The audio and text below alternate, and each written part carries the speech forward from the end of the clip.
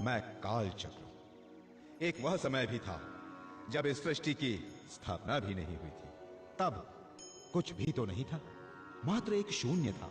फिर उस शून्य से मैं प्रकट हुआ था, और जब से मैं प्रकट हुआ हूं तब से मैं लगातार घूम रहा हूं, निरंतर घूम ही रहा हूं। और मैंने कई प्रलय काल देखे हैं। इस पृथ्वी पर हुआ, कई बार हुआ, विनाश भी देखा है।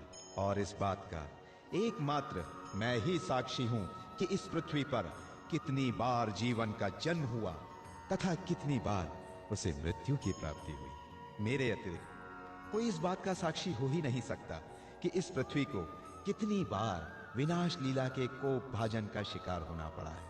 सुनते हैं पृथ्वी के मुख से, हे प्रभु, ये कैसी विनाश लीला है।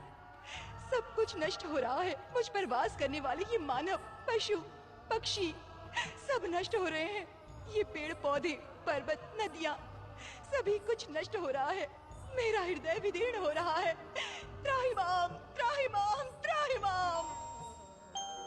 और यदि इस बात का कोई साक्षी हो सकता है तो वे हैं त्रिदेव, ब्रह्मा, विष्णु और महेश। कोई अन्य इस बात का साक्षी हो ही नहीं सकता। अब मैं स्पष्ट देख रहा हूं कि भगवान जगदीश्वर अपने विराट स्वरूप में प्रकट हुए।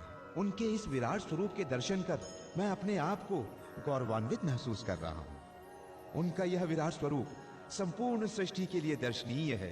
हे मानव जाति, आप और मैं, हम सब मिलकर भगवान जगदीश्वर का नमन करें।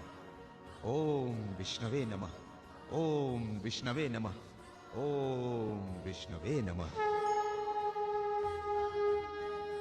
इस सृष्टि में निवास करने वाले सभी सुने। हे मानव जाति, आप भी सुने। मेरे जिस विराट स्वरूप के आप लोग दर्शन कर रहे हैं, उसे ना तो किसी वेद के अध्ययन से जाना जा सकता है और ना ही किसी ज्ञान या दान से जाना जा सकता है। उसे जानने का एकमात्र उपाय है अखंड भक्ति साधना। केवल भक्ति के द्वारा ही आप मेरे इस अविनाशी रूप को जान सकते हैं। मुझे जानने के लिए, हे मानव जाति, आपको सांसारिक मोह माया के सारे बंधनों से मुक्ति पानी होगी। और आप सबको इन बंधनों से मुक्त करने के लिए संसार में धर्म के प्रचार तथा प्रसार की आवश्यकता है, जिसके लिए मैं अपने अंश से 4 बाल योगी प्रकट करता हूं। सनत, सनंदन, सनातन, सनत कुमार। प्रणाम श्री हरि विष्णु। तुम्हारा कल्याण हो। हे बाल योगियों, अब आप लोग इस संसार को मोह माया के जाल से मुक्त कर इन्हें धर्म तथा आस्था का मार्ग दिखाकर इनका उद्धार करें। जो आज्ञा श्री हरि विष्णु। और तब मैंने देखा कि भगवान श्री जगदीश्वर की चारों भुजाओं से 4 बाल योगी, जिन्होंने शुभ्र वस्त्र धारण कर रखे थे, प्रकट हुए। भगवान जगदीश्वर के आदेश पर चलकर ही इस नश्वर जगत में प्राणी मात्र को भक्ति का संदेश देना था।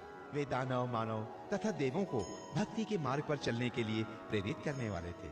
वे भगवान जगदीश्वर की इच्छा से ही संसार के दुखी प्राणियों का दुख हरने का प्रयत्न करने वाले थे तथा भक्ति के माध्यम से ही जन जन को पाप तथा कष्टों से मुक्ति का मार्ग सुझाने वाले थे। भगवान जगदीश्वर ने उन चारों बाल योगियों से कहा, हे बाल योगियों, मैं जानता हूं कि आप लोगों का उद्देश्य पवित्र है।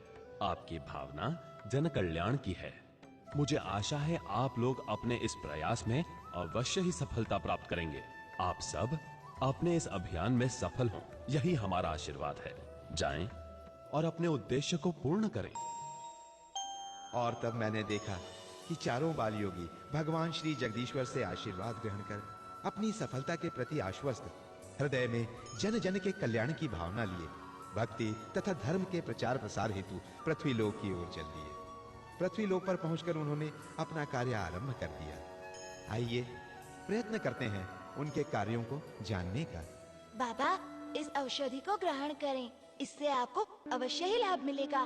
थोड़ी कड़वी जरूर है, लेकिन आपको इसे ग्रहण करना ही पड़ेगा, तभी तो आप स्वस्थ हो पाएंगे। माते, आपको इसी औषधि की आवश्यकता थी। आप इसे ग्रहण करें, तभी तो आप शीघ्र स्वस्थ हो पाएंगी। इस प्रकार उन्होंने जन जन को यह विश्वास दिलाने का प्रयत्न किया कि दीन दुखियों की सेवा ही सच्ची ईश्वर भक्ति है, जिसे कि निस्वार्थ भाव से करना चाहिए। साथ ही उन्होंने जन जन को यह भी बताया कि ईश्वर इस संसार के कण कण में विद्यमान है। मनुष्य पशु पक्षी प्रत्येक में ईश्वर का वास है। यहाँ तक कि निर्जीव वस्तुओं में भी ईश्वर का वास है। अतः हमें प्राणी मात्र से प्रेम भाव रखना चाहिए। यदि हम ऐसा कर सकें तो हमारी भक्ति ईश्वर द्वारा अवश्य ही स्वीकार होगी। तभी मैंने देखा कि दैत्य असुर नमूची पाताल लोक से निकलकर पृथ्वी पर शांत तथा धर्म प्रिय लोगों पर अत्याचार करने के उद्देश्य से प्रकट हुआ। मूर्ख प्राणियों, बंद करो ये यज्ञ, बंद करो ये आहुतियां, बंद करो ये पूजा पाठ। ये सब तुम लोग किसे प्रसन्न कर रहे हो? किसकी चापलूसी कर रहे हो तुम लोग, तथा किसके लिए कर रहे हो ये सब? मैं असुर सम्राट नमूची सर्वशक्तिमान हूँ। तुम्हें मेरी आराधना करनी चाहिए। स्वयं को सर्वशक्तिमान कहने वाले महामूर्ख, जरा ध्यान से देख। हम भगवान श्री हरि विष्णु की भक्ति कर रहे हैं। हमारे लिए वही सर्वशक्तिमान हैं। उनके सिवा हम किसी और की आराधना कर ही नहीं सकते। अपनी भलाई चाहता है तो चला जाए यहाँ से। मूर्ख प्राणियों, जो कहीं दिखाई नहीं देता, जो कहीं सुनाई नहीं देता, तुम उसकी आराधना करने में अपना समय नष्ट कर रहे हो। मैं असुर सम्राट नमूची तुम्हारे सामने हूँ। मैं बलशाली हूँ और मेरी भुजाओं में अपार बल है। मैं पर्वतों को भी उखाड़ फेंक सकता हूँ। मैं समर्थ हूँ और हर प्रकार से आराधना का अधिकारी हूँ। तुम्हें मेरी आराधना करनी चाहिए और मेरी जय जयकार करनी चाहिए। मूर्ख नमूची, असुर जय जयकार के नहीं अपितु तिरस्कार के योग्य होते हैं। चला जा यहाँ से और हमें अपनी भक्ति करने दे। हमारे लिए हमारे श्री हरि विष्णु ही सब कुछ है। उनके अतिरिक्त हम किसी और का गुणगान नहीं करेंगे। चला जा यहाँ से। हमारे पवित्र वातावरण को दूषित न कर, अन्यथा परिणाम ठीक नहीं होगा। चला जा। मैं काल चक्र हूँ। न जाने विधाता ने मेरी नियति में क्या लिखा है। पता नहीं मुझे और कितना अत्याचार देखना शेष है। पता नहीं कितना अन्याय और मुझे देखना बाकी है। मैं जानता हूँ कि ये सारी लीला भगवान जगदीश्वर श्री हरि विष्णु द्वारा ही रची गई है और इस अत्याचार का अंत भी सुखद ही होगा।